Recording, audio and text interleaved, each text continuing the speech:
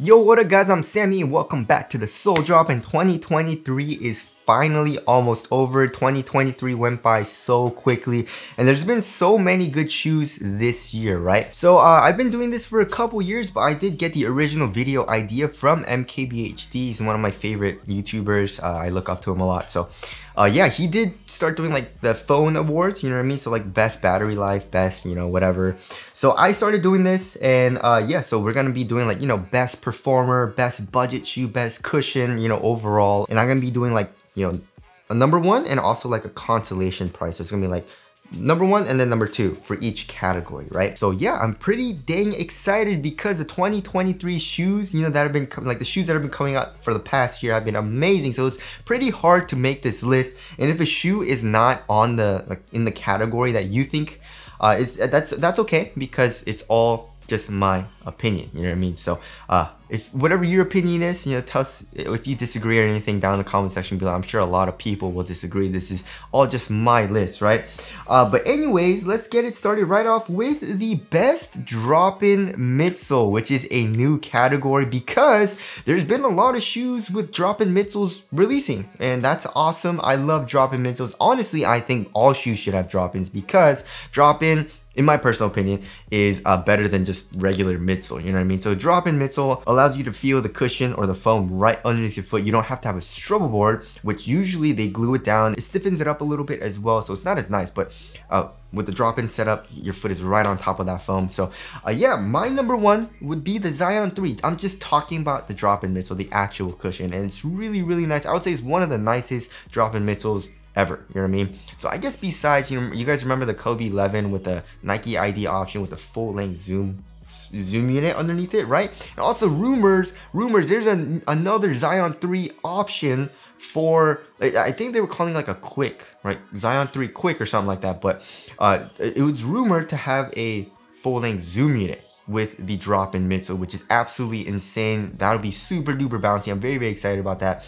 But yeah, anyways, the regular Zion 3, you have Formula 23, which is really nice. It's super comfortable. It also has a nice little bounce, especially in the heel. And then we have a bottom-loaded zoom unit in the forefoot, which also is very bouncy. So yeah, one of my favorite cushioning setups as far as like a drop-in goes. And then consolation prize, I would have to give it to the support midsole.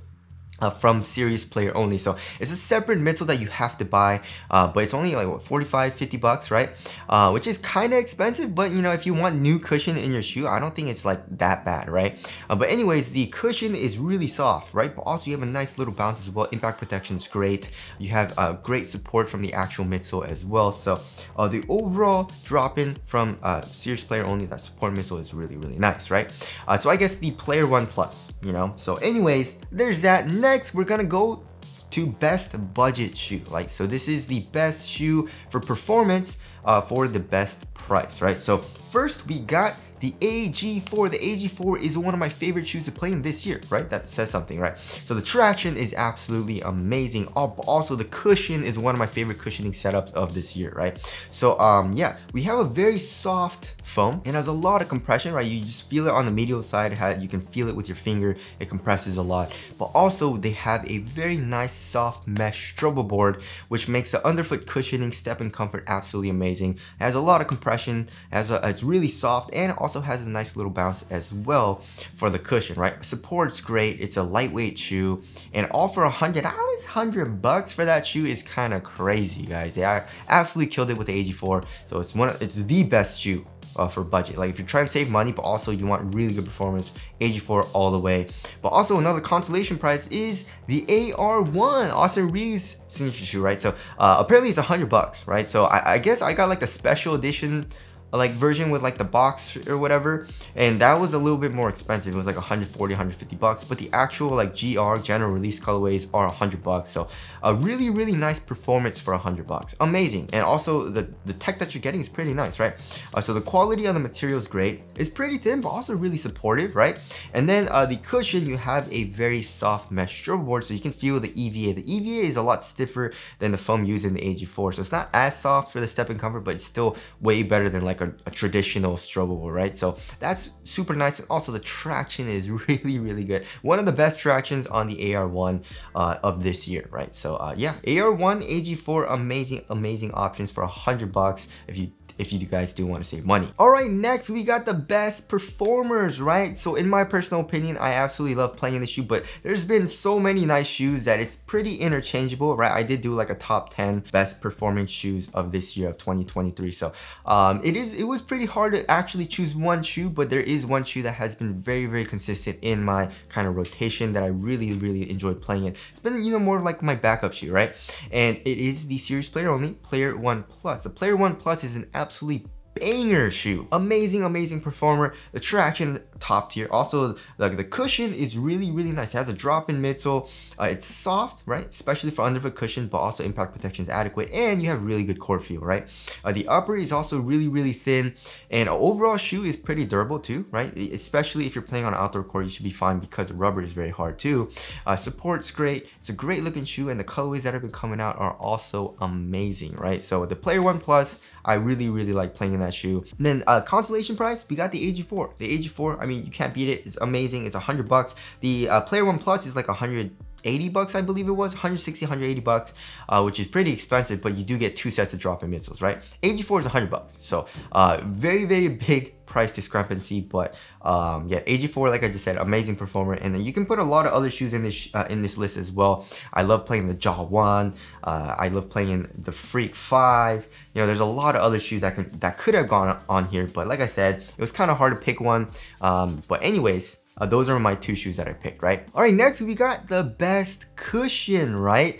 And again, AG4. AG4 has amazing cushion. I wish all companies would start doing a very soft mesh strobe, right?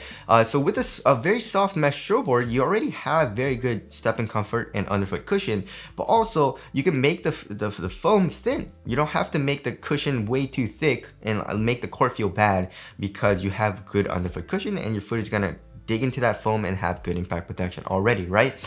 So you can make the foam thin, right? And then you can have also just a regular midsole. So you can have an exposed midsole and still have good compression from the actual midsole. So you can have the best of everything. So I wish American companies, I mean, I don't know why, but all Chinese companies have been using soft mesh strobe boards and not really like American companies, like, you know, like your typical companies like Nike, Adidas, Under Armour. But anyways, New Balance, you know, but yeah, I wish more companies would start doing that. But also, I really love playing the LeBron 21 because of the cushion.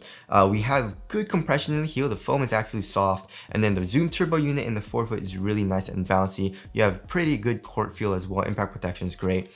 So the LeBron 21 is still a really nice option. And I guess consolation, we have like any shoe with full length boom, right? So like the All City 11, you know, V2 with the soft mesh strobe board, the Wild 10 with the soft mesh strobe board with full length boom, right? They're all super duper nice. Amazing stepping comfort and bounce, right, from the actual boom foam. So yeah, those have really nice cushioning setups.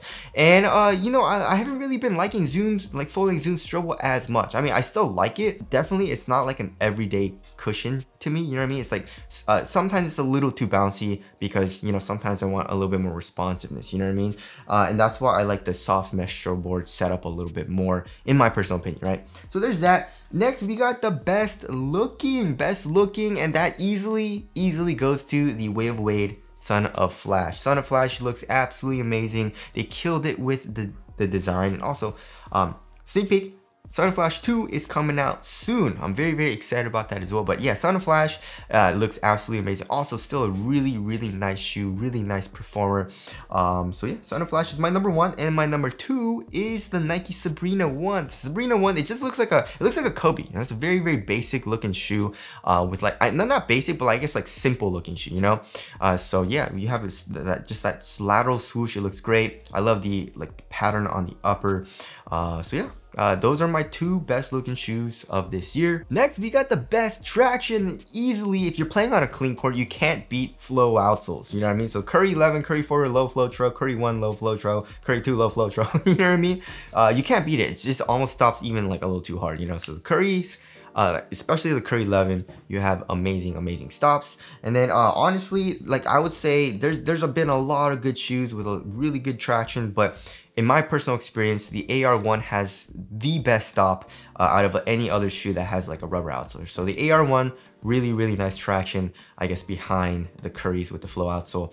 But I would say overall it's a little bit better than the Curry's because it picks up less dust than the flow outsole, right? The AR1 bites through dust a little bit more, but I guess we're talking more about like how hard the stop is on a clean court. So there's the traction there. Moving on to the best support. If you're looking for a really supportive shoe, and I want to put a really like good performer in this category because there's some shoes that have really good support, but they're not the best performer, right? So in my personal opinion, the shoe that has a really good support but also good performance is the Adidas Dawn Issue 5. The Dawn Issue 5 has really good support because of the upper. The upper is super duper supportive with that synthetic material, and also we have a little bit of lateral counters going on the lateral side as well, with like the foam coming out with the Adidas logo in the midfoot, right? But overall, if you're looking for a really supportive shoe that also doesn't feel bulky or like super heavy, then the Dawn Issue 5 is a great option. And last but not least, we got the worst shoe, and I really didn't like playing in this shoe. And there hasn't really been any other shoes that have been absolutely terrible for me, but this shoe was like, nah, I just hated playing in it, you know? I'm just like, dude, I don't want to play in this, you know? And that is the Nike Cosmic Unity 3. And that's sad because I really like the Cosmic Unity 1 and 2. But the 3, they put a drop-in midsole, which is crappy. It's like an EVA material, right?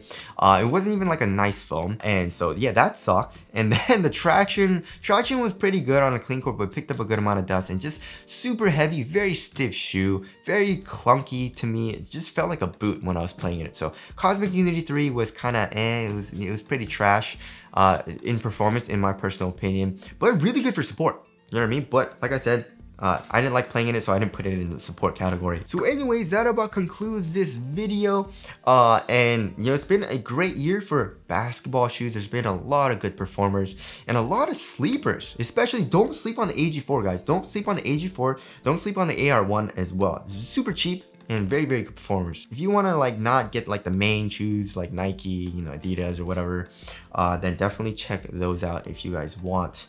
But anyways, that about concludes this video. Again, if you guys do want to cop any of these shoes, I try to leave them filling in the description box, but that's it.